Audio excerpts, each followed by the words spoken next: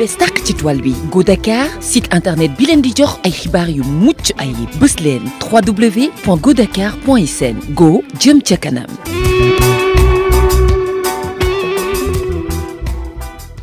Sen site d'information générale www.femfm.sn moo leen di may seen émission Grande Gueule. Grande Gueule. Grande Gueule. Grande Gueule. Grande Gueule. Grande Gueule. Grande Gueule. Grande Gueule. Non, on dit Grande Gueule.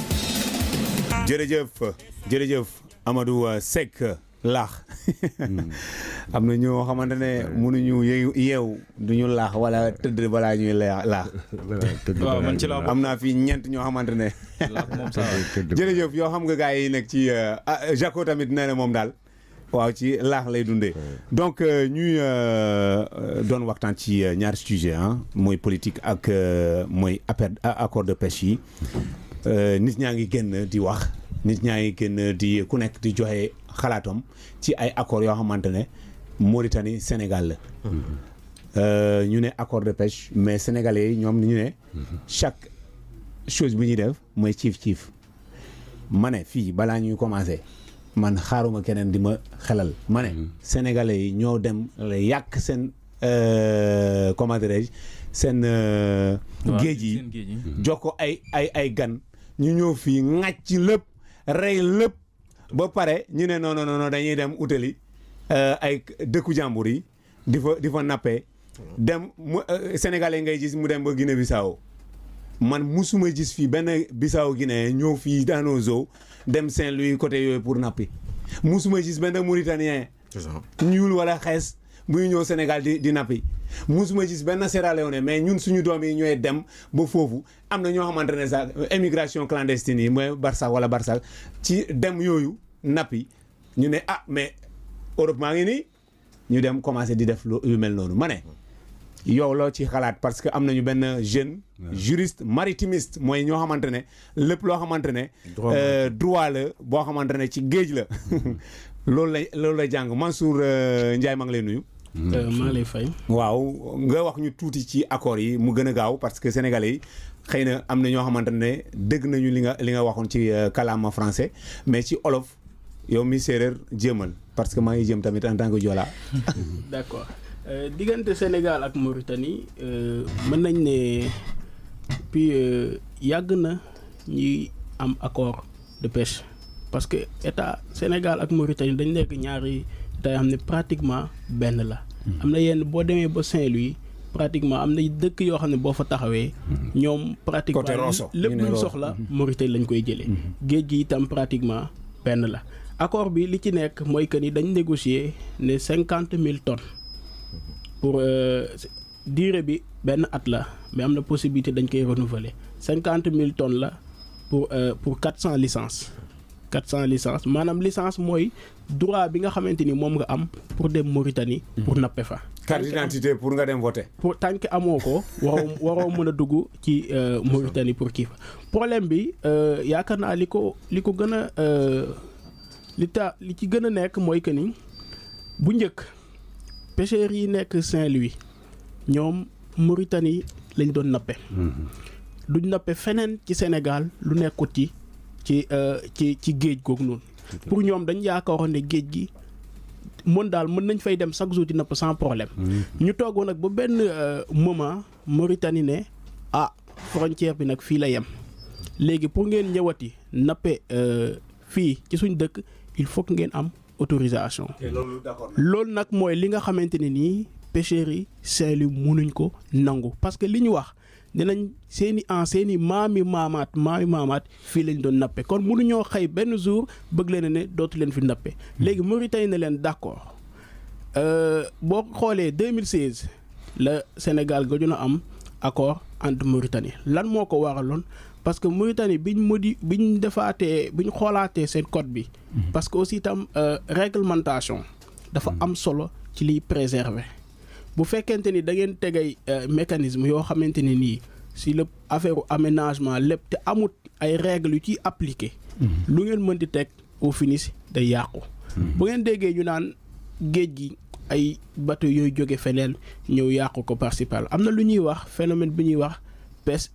illicite non déclarée non réglementée loolu noonu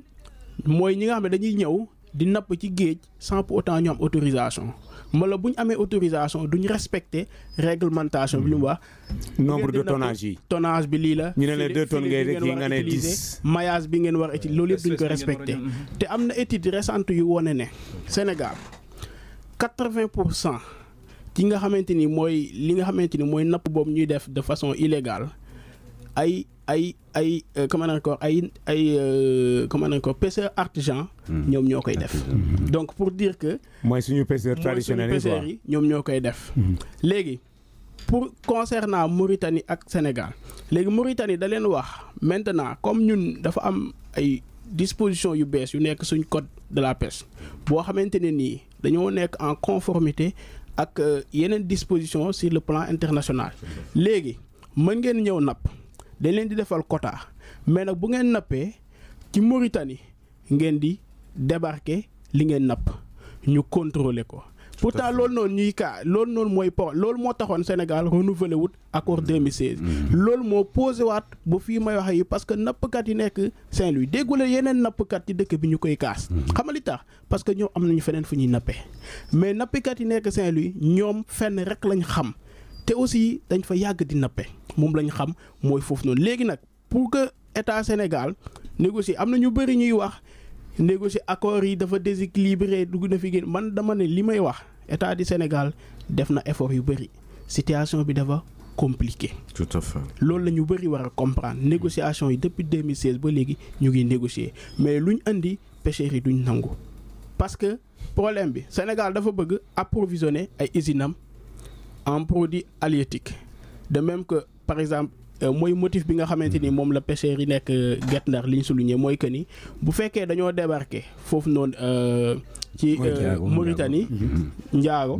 dina day tax ñun fii ci Saint-Louis ville bi économiquement day dee parce que suñ jigéen ñi nga xamante ni ñooy liggéey ci affaire transformation des produits halieutiques dootuñ amatu luñ liggéey mais Mauritanie ñoom itam loolu lañ bëgg ñoom itam dañoo bëgg ñoom jën yi nga xamante ni moom la ñuy jëlee seen géej ñoom ñu mën ko utiliser transformer ko seen usine pour jaay ko loolu mooy problème bi nga xamante ni il faut que ku bañ a yar sa doom ba ñu réew teppeeku nga bëgg ñu dugg ci dëkk kër jàmbur ma ne la nga ñu dugg non c'est-à-dire que c'est-à-dire l'indiscipline c'est-à-dire que bëgg pied ba pare nga ne da ngay dem ci kër jàmbur di def la même chose non kooku da nga koy bàyyi ak moom règlement bu nekk ci kër. moo tax mais ñoom nee nañ leen sax ñëw leen waaye boo leen ñëwee doguma la 30 secondes rek mais pour leeral quoi parce que li nga wax c'est extrêmement important parce que man am loo xam ne dama ko si jàpp xaw ma ko woon mais ñoom nee nañ leen ñëw leen ngeen napp quoi amul problème waaye nag li ngeen di napp ñun après il faut mooy li nga doon wax ni obligation de débarquement des captures waaw léegi ñoom loolu nga ñëw après ngeen war ñu ko ñu xool contrôler dem mais seen yëf la kay yow kër jàmbur nga dugg fa ñu ne la waaw d'accord bañ nañ la nga ñëw nga am loo fi jël waaye nag bala nga kaa yóbbu sa kër na ñëwal ñu xool vérifier parce que ñun dafa am loo xam ne noonu la ñuy doxalee seen kër ci biir salle bi ngeen di sangoo waaw ñun fii ci toilette ya nga ne non mais léegi ñu ne la mais léegi ñëwal ci salle ba mais booy sangu dama bëgg nga tegal ma ay toile wala ay baignoire nga bañ a tooyal nga ne non c'est déséquilibré nañu ñibbi dem toog seen dëkk moo yàq seen waaw mais oui c'est ça xam nga Famara lii nga mën a wax man ba mën ko wax état bi mënu ko wax parce que xam nga Sénégal dañ nekk communauté de pêche yoo xam ne dañ fi am doole ñoo xamante ni am na ñoo xamante ni ci napp ci la ñuy dund au quotidien ça c'est des considérations sociales il y a aussi des considérations politiques parce que aussi ñoom dañuy def benn pression ce qui fait que état bi souvent au lieu que mu appliquer la réglementation wala mu tenir ak ñoom langage de vérité le plus souvent day négocier di leen sensibiliser dundal ci napp mais bul dundal ci napp ci mbiru jàmbur mais dama ne solution bi mën nañ am accord de mais pour man solution durable bi mooy que ni ñu dem sensibiliser population bu Guet Ndar ne leen fële Mauritanie ñoo moom seen géej bu ñu leen autorisé ñëw leen ngeen napp mais ngeen respecter seen règlement mais yaakaaroon ni ñoom mais am na benn solution d'avenir mooy xam nga lan mooy solution d'avenir gis nga problème mu Sénégal ak Mauritanie ñaari pays yooyu ku xam seen histoire xam ne problème dafa yàgg di am. te mën naa ne ñaanuma ko yàlla mais yenn problème yi dina fa bëgg di continuer parce que loolu beneen sujet la boo xam ne mënuma ci dugg mais dañoo war a def aménager ay zone ci fii biir Sénégal pour pêcheurs u Guet Ndar bu ñu ko aménager ñu am na li ñuy wax ci code de la pêche de 2015 bu mu préciser li ñuy wax affaire concession concession mooy ñu permettre la ci benn territoire benn communauté de pêche yéen ngeen am fa exclusivité di fa pêcher mais l'État moom mooy définir la réglementation assurer contrôle bi quota bi da ngeen ciy am état bi am ci loolu suñ ko defee je pense que concession ay nombre d'années la mais yooyu sax wóorul li nga wax ni non c'est loolu ba tey pour apaiser quoi pour apaiser la tension solution dans 5 ans pour affaire solution du Mauritanie biir Sénégal biir Sénégal waaw léegi yow Samba commentaire non Mansour je crois que argumentaire am leeral na juste sax fi mu gën a leerale mooy accord bi 400 licences la concerné une année la donc day gën a wane sax que solution d'urgence lañ doon wut nii wala la ñuy wut nii pour apaiser situation même foofu laay waxee nag gis nga suñu solution d'urgence la ñuy wut ñun suñu pays bii suñu dëkk bii les faits nous le prouvent toujours les gens sont très prompts yàkkamti di signer ay contrats surtout des contrats qui engagent encore une fois des générations c'est-à-dire que du yow mi koy signer rek lay impacté ma ni nag bu boobaa bu ñu la jiñ yàkkamti wala dara on peut régler la problème mais régler ko de fond gis ngeen li ngeen di wax nii comme ni mu ko singulariser si Guet Ndar mais l'histoire en global di Mauritanie am nañ jën mais ku koy napp depuis toujours kan moo koy napp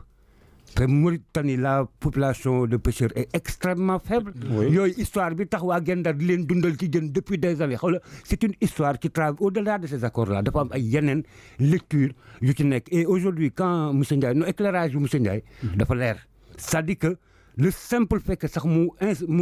intéressé waa Guet Ndar Sénégal mënoon nañ ko régler en interne bàyyi sax jënu Mauritanie mënoon nañ fa bañ a dem wuti jën si non si explication am na ñu jox leen zone beneen Kayar wala feneen benn zone benn période ñu fay napp na non dama lay expliquer que dañ koy pied déglu ma problème bi les solutions sont diverses mais tant que amuloo solution boo xamante ni amoo ko en accord avec les populations de Guet Ndar les principaux concernés c'est une solution qui va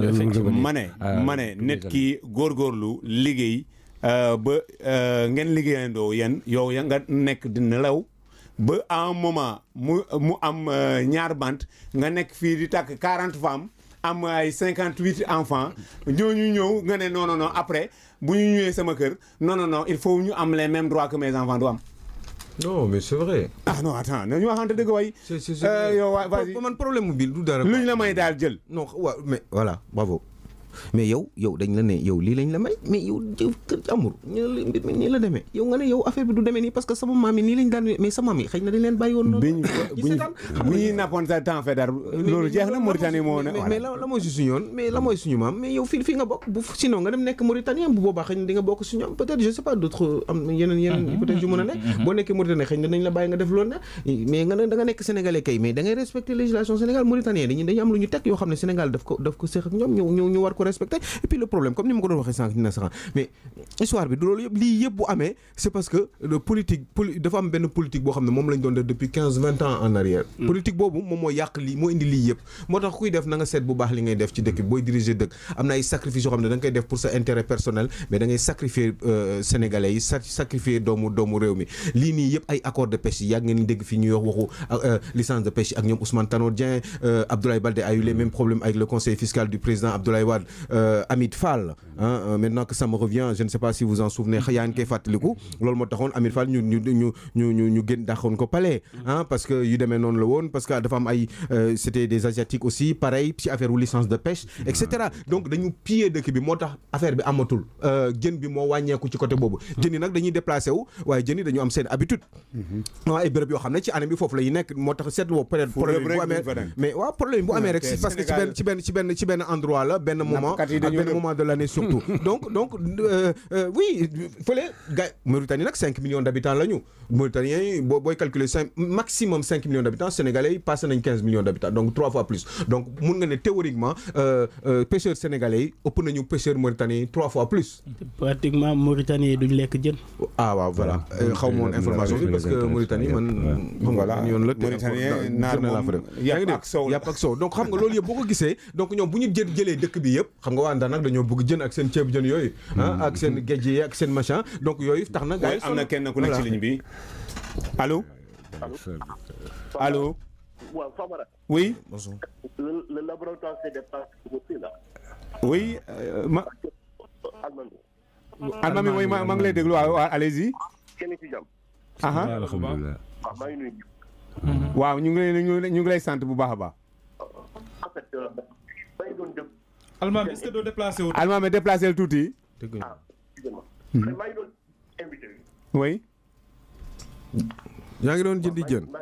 non mu ngi doon déglu. ah d'accord. ah d'accord. ah vous êtes au-delà de kii voilà hors de Dakar quoi. fan nga nekk nii. maa ngi côté Mbour. ah d'accord d'accord. yaa ngi mi ngi dox foofu bu baax yaa ngi ñuy déglu. alors Ndiaye mi ngi doon expliquer affaire accord de pêche là. waaw. spécialiste de la marine ah. man def naa je m'inscris en faux par rapport li muy wax. ah bon. il faut faire attention par rapport à ça. d'accord. gis nga accord li ñuy wax ni accord Mauritanie ak Sénégal cosaan la. cosaan. cosaan la. waaw expliquez-vous. cosaan c'est-à-dire maam yi ñoo ko doon napp. waaw. et ce sont des eaux internationales. banc de poissons yi dañuy dem di mouvoir. mais accord de pêche yi ñu signé woon. international c'est pas comme ça de. signé woon ak bu yàggul ak Mauritanie. waaw. 50-50. waaw. lan moo tax pétrole bi ça se trouve au niveau des deux frontières. 50-50. exactement 50-50 le protocole d'accord. waaw. entre Mauritanie ak Sénégal. Almami yaa ngi mélangé ñaar de pomme de terre du Angleterre. et puis dafa ma ne au international moom si xaw a jaaxal. pétrole laa wax ak Sénégal ak Mauritanie. waaw léegi ak accord de pêche yi ban ressemblance la ñu am. non franchement mais suñu demee ba ñu nangul ñun ñi signé accord de pêche. Mauritanie 50-50 accord pétrole 50-50. ñu nangu ci pétrole day bouger comme kii jën. ah mais exactement. ah. Là, je suis pas d'accord avec mon ami Almami parce que y a lenn la accords yi on les signe ils ont signé ba tey kenn mënu la wax accord de gazier yi ak pétrolier yi nu ñu tëddee. homme politique yi ñoo bëgg a rey sénégalais yi ci ay wax yoo xamante ne du ñu yóbbu fenn. gis nga ñii ku leen topp di nga dem ba xoolal jékki-jékki ñoom ñooy dugg seen néeg. bàyyi la yow kese ci salle bi nga rus. homme politique bu la dugalee ci ay wax. di nga rus. gis nga man ñaasi man xam nga lan laa ciy wax encore une fois plus ni nga ko waxee rek homme politique yooyu ñoo ñu sonal mais nag wax ji mooy lan genre accord yi ngir bu demee ba am. nañu xool ñi nga xam ne seen xam-xam màcc na ci mbir mi ñu xool li nga xam ne moom moo ci nekk n'est-ce pas ñu càmbar ko laata ñu ko xaatim parce que am na ci loo xam ne sànq Thiam mu ngi koy wax question de génération la question d'avenir la donc ñëpp ko bokk comme na mu koy faral di waxee rek te lu ñëpp bokk ko lekk ci kopp kenn du ko lekk ci kopp dañ koy lekk ci ab mbana wala ci ab bool donc je dis que fii ci ça dépend ñaata la ñu waaw d'accord mais boo xoolee li nga xam ne moom moo jëm ci affaire tradition boobu affaire cosaan boobu la ñu war a rompre parce que tamit mënoo jeexal la nga moom ba noppi dem di jéegaane feneen foofu tamit nga bëgg a imposer li nga xam ne moom mooy sa doole ñooñu nee nañ leen ngeen napp mais bi ngeen nappi ñun dinañ xool li nga xam ne moom moo jëm ci seeni filet dinañ xool espèce bi nga xam ne moom lañ leen ne ngeen napp est-ce que moom lañ napp parce que tamit li nga xam ne moom moo ñu fi sonaloon mooy ay jamono ci licence de pêche yi da nga doon gis boo wax bateau boo xam ne dafay ñëw napp nam ko neexee nam ko sóobee ak fam ko sóobee daal di jël li nga xam ne moom mooy jën yi yóbbu. Voilà donc rapidement on va Mansour benn éclairage nga bëgg wala ñu dem ci deuxième sujet bi parce que temps bi jeex na presque 26 ci deuxième sujet bi. li ma ci bëggoon a leeral rek mooy que ni moom ki doon woote léegi Almami moom dafay def confusion ci accord bi entre Mauritanie ak Sénégal nga xamante ni champ gazier bi nekk ci frontière bi la ak accord de pêche encore une fois du 50-50 parce que ak loolu mënta nekk 50-50 Mauritanie ñoo moom seen géej ñoom dañ lay ne encore une fois Mauritanie ñëwuñ Sénégal di napp sénégalais yi ñooy dem Mauritanie di napp te dañuy demander képp koo xam ne da ngay demander nag Mauritanie na ne leen d'accord mën nañ def lu mais nag lépp luñ mën di def ça sera en conformité de notre réglementation et aussi en tenant compte de notre souveraineté mais loolu loo ci mën mais Sénégal ñoom itam loolu lañ def Sénégal ñoom loolu lañ def parce que wax naa leen ko léegi nee naa leen ci code pêche Sénégal article 73 dafa am cette obligation de débarquement débarquement xam nga mooy lan boo nappee ba pare da ngay ñëw ci port nga ñëw teg ñu contrôler parce que contrôler boobu dañuy bañ mu am par exemple licence yi ñuy joxe dafa am information yi nekk ci licence bi maanaam yow zone bi nga war a nappe genre jën bi nga war a napp tonnage bi maillage bi filet bi naan sax mais loolu la ñuy contrôler boo ko respecté amul problème booy ñëwaat pour ñu renouveler ça sera facile boo ko respecté wut mën nañ la retirer sa licence mais loolu la ñuy def neneen buñ contrôler bu pare ngeen dem mais loolu yaakaar naa ne il faut état bi nag côté boobu noonu mu gën a demaat gën a waxtaanaat gën a sensibiliser implication bi aussi tam implication bi am na solo état bi parce que li nga xamante ni décision bi ñi ngi koy ñoom lay impacté ñoom ñoo tax nga koy jël boo koy jël da leen ci impliqué en amont comme en aval man loolu lay am lu may lancer. D'accord, rapidement Madické plan B lui-même disait que c'est pas plan B Hadjibou Soumaré ñu ne moom tamit peut-être le 22 dina soobu ak parti yoo xamante ne ñu ngi coaliser contre le monsieur là Samba Thiam vas-y allez-y c'est monsieur là xam nga ñii nekk fi depuis 40 ans di politique yaa ngi dégg ils se sont enrichis xam nañ seen histoire yi seen doom yi ñëw ji ay millions ñu ko fi yàq pendant leur régime ñëw naan dañuy nekkaat candidat waxuma Hadjibou Soumaré sax c'est un monsieur excellemment bien tranquille discret ak yooyu xam nga moom mun na nekk conseil waaw mun na nekk conseil mais xam nga il faut qu'ils arrêtent yaa ngi dégg di ñu sonal ñun on a besoin d'un président jeune yaa ngi dégg pour notre génération il faut qu'il parte à la retraite mon père est parti à la retraite 40 la juddu waaw 40 yaa ngi dégg bi mu retraité yàgg na ça fait plus de 20 ans 25 ans ñoom ñu ngi fi ils ont 70 ans 75 ans di ñu bëgg fàtt naan dañuy nekk ay candidats alors qu'il y a des jeunes qui sont là pensez à Sonko pensez à Serigne Khadim Rassoul Thiam pensez à Barthélémy Diaz pensez à ils sont nombreux Malick Noël Seck ils sont là ces jeunes sont là Famara Niassi les garçons qui sont là ce garçon qui s'appelle Mansour Ndiaye yaa ngi dégg kii éclairé na ma tey jii nii man droit laa def am na lu ma wax léegi lu ma xam gisu xaw ma ko woon yaa ngi dégg bu fi ñëw loon fu ma koy xamee parce que dama mën di gëstu ci lu nekk le droit est extrêmement large yaa ngi dégg donc nañu arrêté naan dañuy nekk ay candidats moom xalaatul bu nekkee candidat mooy PDS dee na moom Madické Niang mi yaa ngi dégg nañu ñoom ana ñu tax ñoom moo Fada Diagne Fada dem pourquoi ils sont partis pourquoi les autres sont partis ñoom Souleymane waxuma sax Souleymane Ndiaye kooku moom moom il est plus rapide que Luc yaa ngi dégg donc waxuma yooyu mais ces gens là qui sont là depuis des années waaw plus yaa ngi dégg non jaam tontu non c'est que ñii dañu sonal mais Madické Niang nan nga xalaatee na da nga nekk candidat pour nekk président Sénégal yow di ñu jiite ñu pour lan yow lan ana loo fi def te defoo ko fi yow xalaatoo nekk un conseiller wut sa benn xale ci biir PDS ko am xarañ ay ana booy le garçon là jeune bi nu mu tudd le gars de Casamance là bi nekk PDS mais pourquoi duñ jël ñooñ jiital leen former leen tette leen wax ma tur bi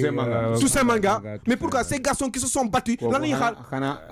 mais pourquoi pas des forces armées nga koy mais xawma mais Toussaint Manga moom ak président autrichien bi en ce moment yaa ngi dégg Toussaint Manga est-ce que tolloowul ak Macron âge mais ñu ne ñoom ñoo nekk président pour lan mais yaa ngi imaginer Moustapha Niasse toog jàkkaarloo ak Emmanuel Macron mais vous vous rendez compte ñu ne ñoom dañu bëgg a nekk président il faut qu'ils arrêtent sénégalais yi bu leen fi jël koo xam ne mag la dañu sonn si ces vieux là bu ñu mais lan la confort la ñu bëgg ba dee ma ne bool kenn du ko ñiit il faut qu'ils arrêtent nañu jël les gosses là qui sont là nañu for mais pourquoi depuis mais Toussaint Manga mais xaw ma je billaay walaay mais kooku duñ ko former mu yëg wala dañ ko iñaane mais ñii dañu soxor duñu bàyyi xale boobu am chance nekk président un jour éventuellement duñ ko former biir PDS waaye ñu ne ñoom mais Karim bu mënul nekk xëy na Karim dina ñëwaat plus tard bu fekkee ni kii réglé na problème ak la justice waaye ñu ne kii la rek wala keneen mais franchement Madické Niang yow Karim moo la jiite yow daal yow pour Karim yow la quoi yow pour doomu Ablaye Wade yow Madické Niang yow la warul mën a nekk Toussaint Manga quoi Toussaint Manga mi nga xam ne si pratiquement génération Karim Wade la nekk qu'est-ce que c'est que ces histoires ak yeneen xale yoo xam ne ñu ngi ci biir nga ne yow ñooñu du ñu nekk ak ñoom Modou Fada Diagne Fada bi yéen ko dàqee lan moo tax man am na lu ma wax ci Modou Diagne Fada bi mu gisee Macky Sall l'autre jour xam nga man xam naa am naa ci xalaat mais dama ne injustice moo baaxul ñooñu ñu dàq ñëpp ñu génn PDS anañ léegi mais kii la Mayoro Faye il est excellent mais ñooñu waruñu nekk candidat pour nekk président yow daal yaa ko war a nekk quoi yow waroo woon nekk sax président groupe libéral waroon nga rus nekk député waroo nekk député da nga war nekk conseil bàyyi benn xale bu xare ñëw taxaw ci biir PDS nekk député jàng avancé c'est extraordinaire moo tax Macky Sall dina fi nekkaat nag ku door doomam heure c'est un truc de malade quoi ku door doomam heure añ ce pays doit changer am na kenn ku nekk ci ligne bi allo tout à fait oh c'est pas vrai hein allo asalaamaaleykum waaleykum salaam Kara Sow maa ngi siyaare ñaasi oui Kara rapidement heure bi jot na Aliou Sow de laa bëgg a laaj ndax dafa dégg lu nit ñi déggul. ma ne Kara yow war nga mën a nekk député yow man li ma dégg ci yow war nga mën a nekk député yow. mais yow laa wax yow la ñu war a def député. non waxuma dara de man xam nga dama lay déglu man dama ne yow war nga mën a nekk député nañu il faut qu'ils arrêtent ak yeneen Kara yoo xam ne ñu ngi biir PDS. yoo xam ne ñu ngi reyante di dugal seen alal barki dem lan nga def ay bi nga dem comité directeur di yaa jël sa alal yow jël sa taxi yóbbu say nit pourquoi duñ la xalaat yow ak li ngay xalaatee yëpp yow amoo droit ci xalaat bi parce que tailleur nga moo tax il faut qu'on arrête ce pays là indi ay nouvelle génération d'hommes politiques muy PDSO muy APRO muy PS muy partout il faut qu'on arrête liw mooy bari doole d'accord mais ma dikke ñaa dama déggul benn yoon bu mu ne man damay présenté wu non nee na Ablaye Wade lay xaar mu jox ko aval bi waaw Ablaye Wade mooy sunu kilifa ñun waa PDS ñëpp te fu mu ñu joxoñ fa la ñuy jaar. kon di ngeen dee. incha allahu taala. waaw c'est dommage parce que yow waroon nga mën a nekk député xoolal da nga nar a rendi sa bopp yow. définitivement. alors que mënoon nga jëriñ Sénégal ndax nit dëgg nga. voilà malheureusement am na ku bëgg a dugg mais jërëjëf mbokk yi déglu Femme FM ci waxtu wi jërëjëf ci seen kóolute merci de votre fidélité et rendez-vous lundi pour une autre émission des Grandes Gueules. Merci de votre fidélité. Au revoir. C'est un site d'information générale www.godakar.sn. moo leen doon may seen émission Les Grandes Gueules.